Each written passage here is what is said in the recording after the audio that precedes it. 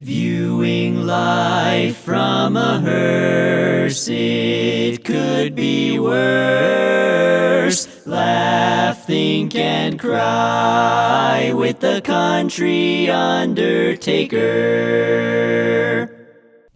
I don't remember how it all began, but the 5 years I'm about to tell you about are no doubt some of the fondest memories I have as a boy growing up in Reynolds, Georgia. I think it was the first formal Little League organization in the history of Reynolds. Youth baseball had been played since the beginning of time in Reynolds, but I don't think it had ever been quite like this. By the way, the Reynolds Little League was not a budgeted item in county or city government. It was started, organized, and maintained by a few parents who cared about the kids in town. I was fortunate enough to be one of the beneficiaries of their care and concern. The parents who cared who come to my mind are people like Willie Galtney, Hubert Arnold, Bobo Bartlett, W.T. Williams, Pat Patterson, and Sammy McCrary. If I remember correctly, Willie was the chief organizer. I know there were others, but these men were always there. They were sacrificing their Saturdays and many evenings after work to make sure the kids had this opportunity. There were 4 teams: the Giants, the Indians, the Yankees, and the Dodgers. The ages of the players ranged from age 8 to age 12. The uniforms were first class. There were no "I need $15 for the shirt and you go buy the pants" speeches at the beginning of the year. The professional jerseys and baseball pants and the stirrup socks all matched, and they were all paid for by local merchants. The schedules were not printed on sheets of paper and handed out. Instead, they were printed on professional cards, paid for by local politicians or businesses with their ads on the back, schedules in which the Atlanta Braves would be proud. The league started in the summer of 1963. Major League Baseball had real heroes in those days like Mantle and Mays and Aaron, Musial, Koufax, and Drysdale. I was 8 years old going on 9 and already a huge baseball fan. But as a player, I had to play against boys who were 12 years old going on 13. I can still remember the horror of having to face the much older fireballer pitcher named Steve Peacock. Local attorney and lifelong friend Chuck Bird still has nightmares of the day he was hit by a Steve Peacock fastball. Years later, when Steve worked for the city of Reynolds and I was the local undertaker, I was still intimidated by him. And I also remember facing the southpaw Wayne McIngvale. He didn't throw quite as hard, but it was plenty hard enough with not much control. Wayne hit about 3 or 4 batters per game. I made sure my helmet was on securely when I faced Wayne.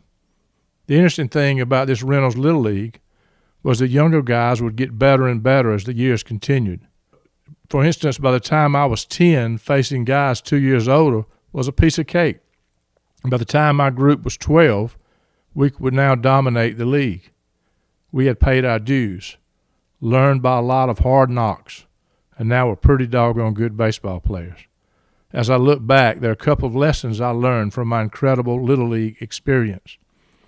First, it doesn't hurt to be put in situations in life where we're overwhelmed.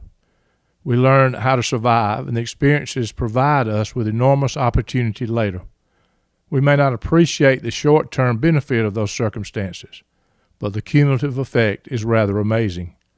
No different from when I first started working for corporate America many years ago. I was completely overwhelmed, but I survived, and the cumulative effect of many uncomfortable experiences made it possible for me to do what I ended up doing. If I was never put in a situation where I was stretched beyond my ability, I don't think I would ever have a chance to grow to my potential. I still appreciate the overwhelming moments this life always has a way of providing. Secondly, the importance of organized youth sports can never be underestimated. Not only do young kids learn about teamwork, personal success, and how to keep going when there's been a temporary failure, but the memories of the people who played with them will stay with them the rest of their lives. Contrary to some opinions, the purpose is not to make Major League Baseball players. The odds of that happening are about the same as winning the lottery. but the purpose is to teach lessons to kids about teamwork and accountability, and to learn about the thrill of victory and the agony of defeat. One thing is for sure, there will be plenty of both as their lives continue. Amazingly, it has been almost 60 years since the great men and leaders I have mentioned thought enough of the kids in our community to start our very organized and first-class Little League in Reynolds. All of these guys have now gone on to glory, but the investments they made are still paying off. Little League, but large lessons. One of my greatest influences during those days was Pat Patterson. He moved to Reynolds with the railroad. I have forgotten all the positions he held over the years while he was with the railroad, but I do know he managed the depot in Reynolds and worked for the railroad most all his life until he retired. The Patterson family lived right up the street from me when I was a kid. My brother and I played with Billy and Cal up and down the streets of Reynolds as we were growing up. We have been lifelong friends. Janet, Pat's wife, and their mom has always been a special friend to me. She and my mom were friends for years.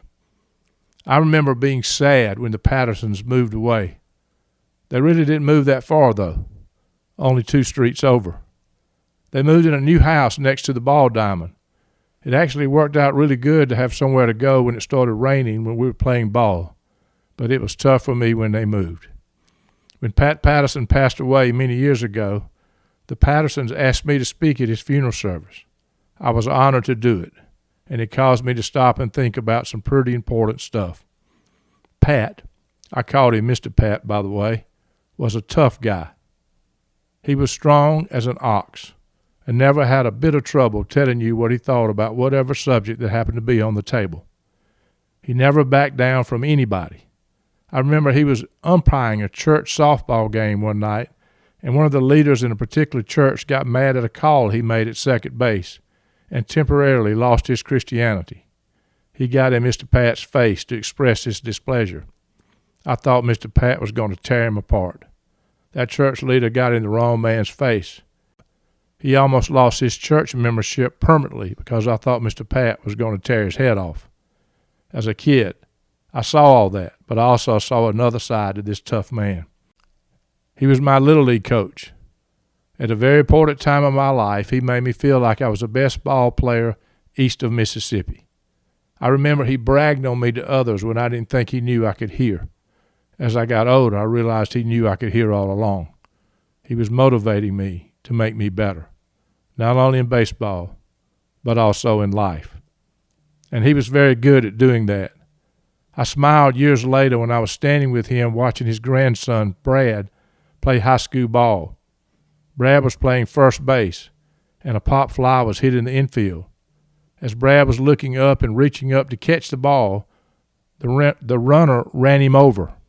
It was a cheap shot while Brad was defenseless, and I thought Mr. Pat was going to go through the fence.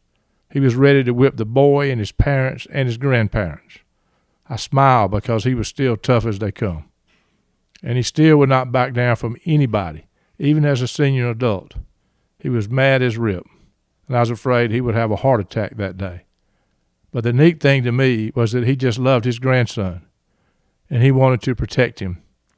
He knew the rules of baseball, and it was a cheap shot.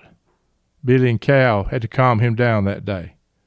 But I left that game reminded of my appreciation for him and thankful for the impact he had in my life for so many years.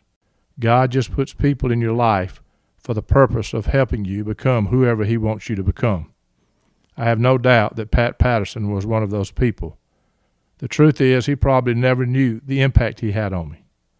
I did get to tell his family and all the friends who gathered for that funeral that day, but I never told him, and I wish I had.